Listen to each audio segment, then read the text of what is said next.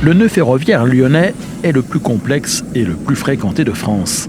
Il voit passer 1200 trains par jour, compte 772 km de voies ferrées, 66 gares et 36 millions de voyageurs par an. Le trafic est à la fois local, il irrigue le bassin de vie lyonnais, régional, il dessert les grandes villes d'Auvergne-Rhône-Alpes, mais aussi national et européen. Au départ de Lyon, il est possible de rejoindre très facilement Paris, mais encore les grandes villes de l'Est, du Sud-Est, du Nord et de l'Ouest du pays. Seul le Sud-Ouest est un peu plus difficile à atteindre, du moins sans passer par la capitale et y changer de train. Au-delà des frontières, Lyon est connecté à l'Italie, à la Suisse, à l'Allemagne, aux pays du Benelux, Belgique, Pays-Bas et Luxembourg, au Royaume-Uni et à l'Espagne. Même si les relations directes en TGV vers ces deux dernières destinations sont pour l'heure suspendues. Les gares de la métropole lyonnaise voient aussi passer de nombreux trains de fret, ainsi que des mouvements techniques, des trains ayant des déplacements à réaliser en dehors de toute exploitation commerciale qui compte pour pas loin du quart du nombre total de circulations sur une journée donnée. Rien d'étonnant qu'aux heures de pointe, ça coince souvent. Surtout que plusieurs goulots d'étranglement se sont constitués au fil du temps. Résultat, les trains au départ ou à l'arrivée à Lyon ont tendance à cumuler plus de retard que la moyenne nationale. En 2019, la gare de la Part-Dieu était même classée avant-dernière de la région Auvergne-Rhône-Alpes en termes de ponctualité. Heureusement, des chantiers ont été lancés pour fluidifier la circulation ferroviaire autour de la ville. Comprendre comment s'est constitué le nœud ferroviaire lyonnais, son présent et son avenir, c'est ce que je vous propose de découvrir dans ce premier numéro de 2023. Une excellente année à vous. Si vous le regardez dans le courant du mois de janvier, bonjour et bienvenue dans l'Aiguillage.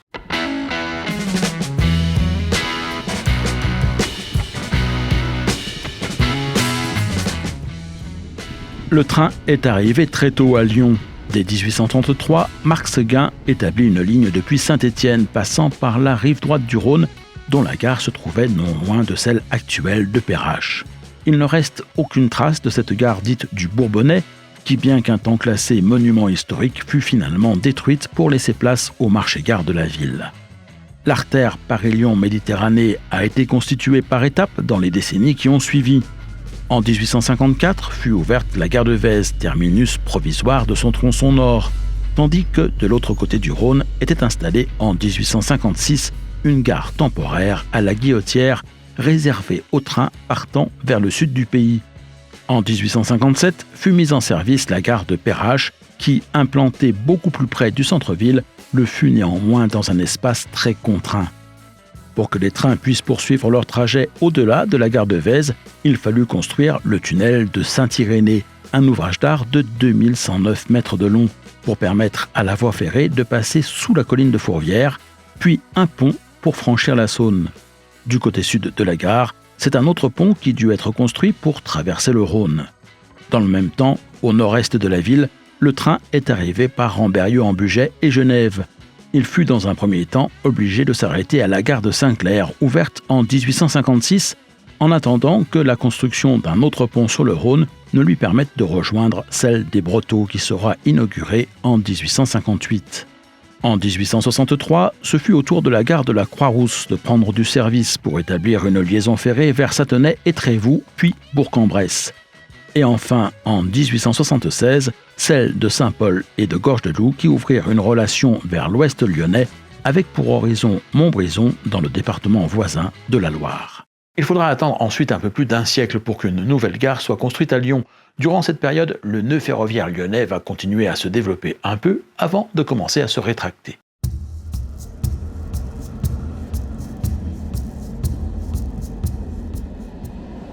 En 1890, une nouvelle branche lui fut rattachée, un tronçon de voie ouvert entre Collonges et Saint-Clair pour permettre une nouvelle jonction ferroviaire nord-sud passant par la gare des Brotteaux. Dans le même secteur, en 1900, fut ouverte la section Saint-Clair-Satenay, offrant un meilleur débouché aux lignes de Bourg-en-Bresse et Trévoux, qui aboutissaient jusqu'alors à la gare en cul-de-sac de la Croix-Rousse. Enfin, un contournement de l'ouest de Lyon fut établi passant par Lausanne, Tassin et Givors entre 1906 et 1910. Ce fut le dernier grand chantier engagé dans l'agglomération avant de nombreuses années. Le suivant étant celui lié à la construction de la première ligne de TGV qui aboutira au début des années 80. Dans l'entre-deux, les portions de lignes Sainte-Foy-l'Argentière-Montbrison et Croix-Rousse-Satenay furent déferrées par petits bouts entre 1941 et 1964 pour la première, intégralement après son déclassement en 1978 pour la seconde. Ce fut donc l'arrivée du TGV qui relança les grands travaux ferroviaires à Lyon.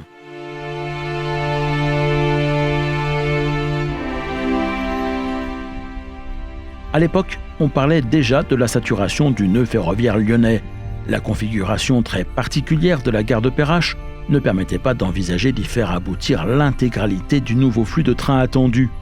La ville elle-même, cherchant de nouveaux espaces pour poursuivre son développement, envisageait la création d'un second centre-ville sur la rive gauche du Rhône, dans le quartier dit de la Part-Dieu, occupé par des terrains militaires et une gare marchandise.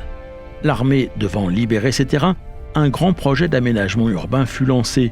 Il comprenait la construction de près de 2000 logements, d'un vaste centre commercial, de plusieurs dizaines de milliers de mètres carrés de bureaux, d'équipements culturels, une bibliothèque, un auditorium et un pôle multimodal intégrant une nouvelle gare qui viendrait en remplacement de celle des Brotteaux.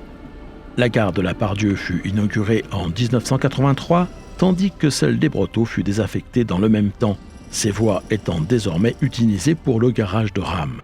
Le TGV sera également à l'origine de la création d'une troisième grande gare apte à le recevoir, celle de Lyon-Saint-Exupéry, mise en service en 1994, peu de temps après l'inauguration de la ligne à grande vitesse Rhône-Alpes, évitant un passage par le centre de Lyon aux voyageurs en partance ou en provenance du sud de la France.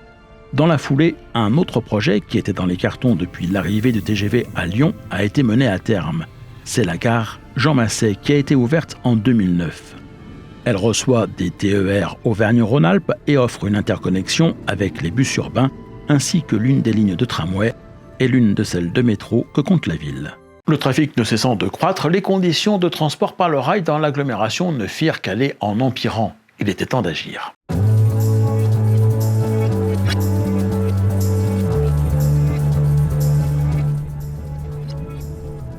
Un premier rapport fut publié en 2011. Il mettait en exergue les principales faiblesses du réseau ferré local et ses trois principaux goulots d'étranglement. La section Saint-Clair-La Guillotière, par laquelle doivent passer tous les trains en provenance du nord et du nord-est, Ambérieu, Bourg-en-Bresse, Paris, Roanne, pour desservir la gare de la Part-Dieu. L'amorce de la ligne de Grenoble jusqu'à la LGV. Le franchissement du Rhône entre Givors et Chasse-sur-Rhône. Le rapport relevait également les difficultés d'exploitation des gares Saint-Paul en cul-de-sac et Perrache, où les trains en provenance de Saint-Étienne devaient faire demi-tour en utilisant une voie en impasse construite sur le pont enjambant la Saône avant de pouvoir entrer en gare à quai.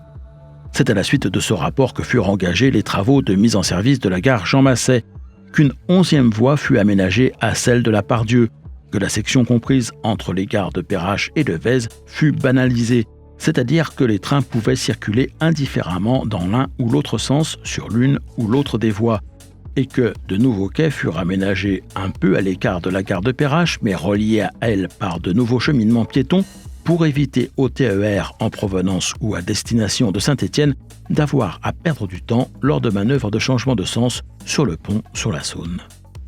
Ces quelques actions n'ayant pas suffi à régler le problème de l'engorgement récurrent du nœud ferroviaire lyonnais, un débat public fut lancé au printemps 2019 pour proposer des solutions plus radicales. L'ajout de 2 voies supplémentaires sur une dizaine de kilomètres entre l'ancienne gare de Saint-Clair et le secteur de la Guillotière, et au-delà sur les premiers kilomètres de la ligne vers Grenoble. Ce qui était envisagé alors était soit de construire ces nouvelles voies en surface et de doubler le pont ferroviaire qui franchit le Rhône, soit en tunnel et de créer à l'occasion une gare souterraine à la Part-Dieu.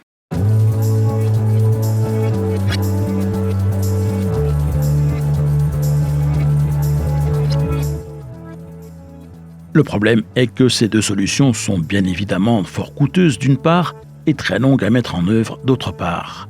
On parlait de travaux qui ne pourraient dans ces conditions démarrer avant une 20aine d'années. Or, il n'était pas envisageable d'attendre aussi longtemps avant d'agir. Par conséquent, SNCF Réseau s'est rabattu sur un ensemble de 32 opérations à réaliser d'ici 2025 pour s'efforcer de gérer au mieux la situation en attendant d'hypothétiques décisions politiques et les financements qui vont avec. Je ne vais évidemment pas toutes les citer, mais rapidement revenir sur les 2 conséquences les plus visibles aux yeux des voyageurs à la gare de la Part-Dieu depuis ces dernières semaines.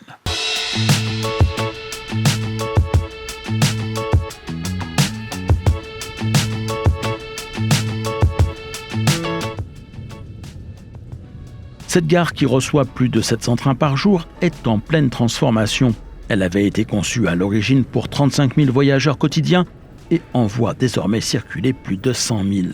Petite caractéristique particulière de la gare de la Part-Dieu, c'est l'espace aménagé sous les voies qui fait office de bâtiment voyageur. Et, outre aux usagers du train, elle sert aussi aux passants souhaitant se rendre d'un quartier à l'autre de la ville ou aller récupérer une correspondance de bus, métro ou tramway à l'une ou l'autre de ses sorties. Ils l'utilisent alors comme une simple rue piétonne, les mettant à l'abri des aléas climatiques puisque couvertes.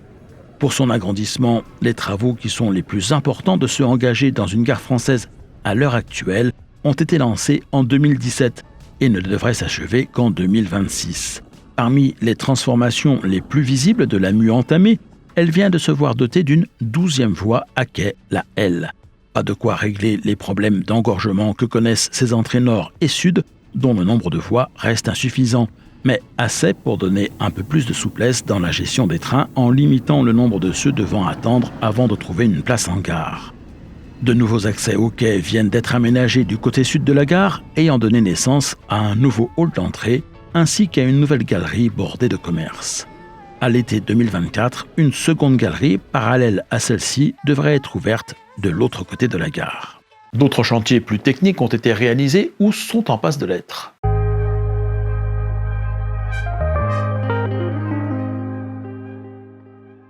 La première CCR de France, commande centralisée du réseau, a été inaugurée en 2010. Son aménagement est toujours en cours, mais elle s'est d'ores et déjà substituée à bon nombre de postes d'aiguillage préexistants. Le principe d'un tel équipement est en effet de réunir en un lieu unique toutes les commandes de tracés d'itinéraire ainsi que les fonctions liées à la régulation du trafic. À terme, elles seront 16 réparties sur l'ensemble du territoire et remplaceront la plupart des 1500 postes d'aiguillage qui se trouvent un peu de partout le long des voies. Autre chantier en cours actuellement à Lyon, une sous-station est en construction dans les emprises de l'ancienne gare de Saint-Clair. Sa mission sera d'assurer que suffisamment de puissance électrique est disponible pour permettre aux trains qui en auraient besoin de tirer un peu plus de courant et ainsi de pouvoir rouler un peu plus vite pour résorber de potentiels petits retards. Cette sous-station devrait être mise en service à la fin de l'année 2023. Quant au RER à la lyonnaise, on en parle entre Rhône et Saône, mais il n'est pas encore d'actualité.